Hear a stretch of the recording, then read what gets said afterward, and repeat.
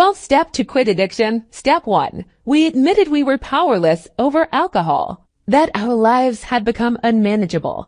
Who cares to admit complete defeat? Practically no one.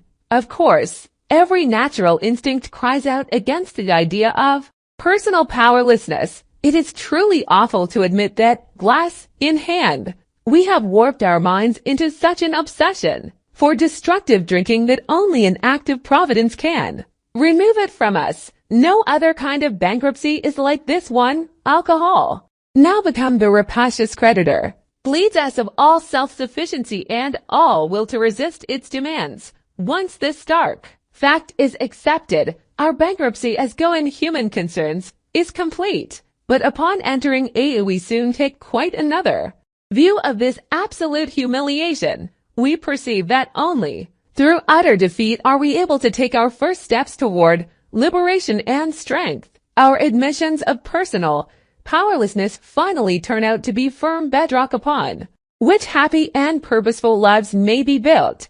We know that little good can come to any alcoholic who joins AA unless he has first accepted his devastating weakness and all its consequences. Until he so humbles himself, his sobriety, if any, will be precarious. Of real happiness he will find none at all, proved beyond doubt by an immense experience. This is one of the facts of AA life.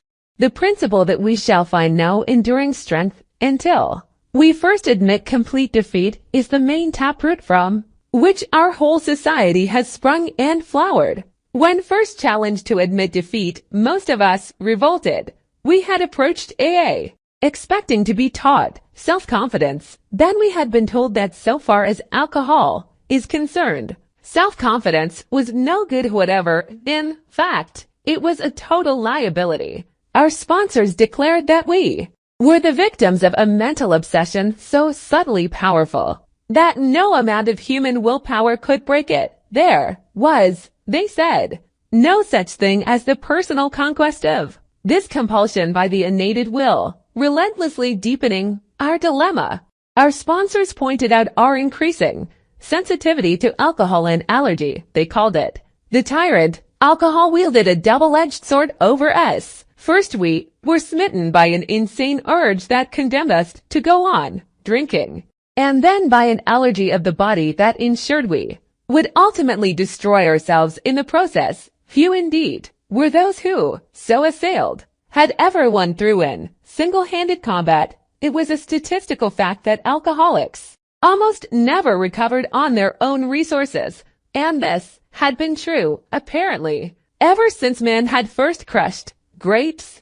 In AA's pioneering time, none but the most desperate cases could swallow and digest this unpalatable truth. Even these last gaspers often had difficulty in realizing how hopeless they actually were, but a few did, and when these laid hold of AA principles with all the fervor with which the drowning sees life preservers, they almost invariably got well.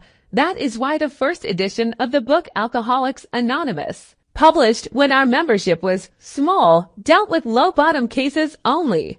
Many less desperate alcoholics tried AA, but did not succeed because they could not make the admission of hopelessness. In AA's pioneering time, none but the most desperate cases could swallow and digest this unpalatable truth. Even these last gaspers often had difficulty in realizing how helpless they actually were, but a few did, and when these laid hold of AA principles with all the fervor with which the drowning sees life preservers, they almost invariably got well.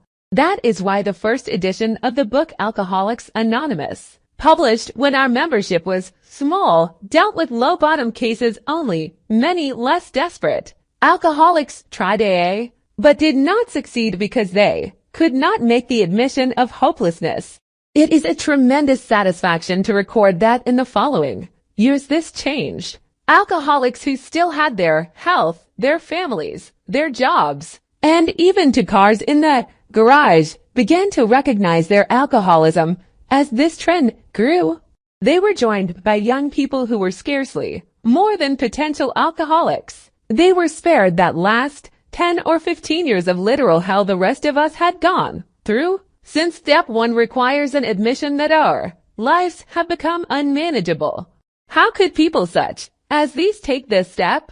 It was obviously necessary to raise the bottom the rest of us had hid to the point where it would hit them. By going back in our own drinking histories, we could show that years before we realized it, we were out of control, that our drinking even then was no mere habit, that it was indeed the beginning of a fatal progression. To the doubters we could say, perhaps you're not an alcoholic after all. Why don't you try some more controlled drinking, bearing in mind meanwhile what we have told you about alcoholism? This attitude brought immediate and practical results. It was then discovered that when one alcoholic had planted in the mind of another the true nature of his malady, that person could never be the same again. Following every spree, he would say to himself, maybe those AS were right. After a few such experiences, often years before the onset of extreme difficulties, he would return to us convinced he had hit bottom as truly as any of us. John Barleycorn himself had become our best advocate.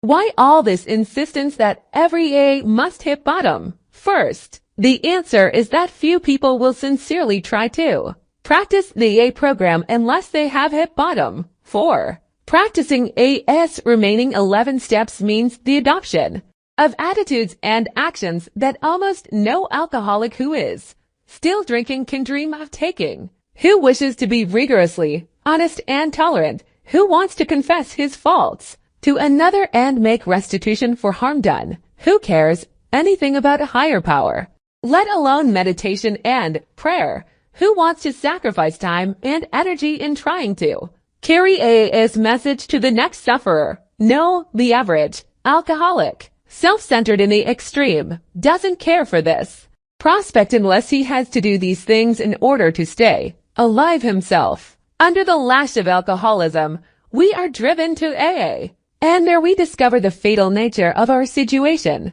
Then, and only then, do we become as open-minded to conviction and as willing to listen as the dying can be. We stand ready to do anything which will lift merciless obsession from us.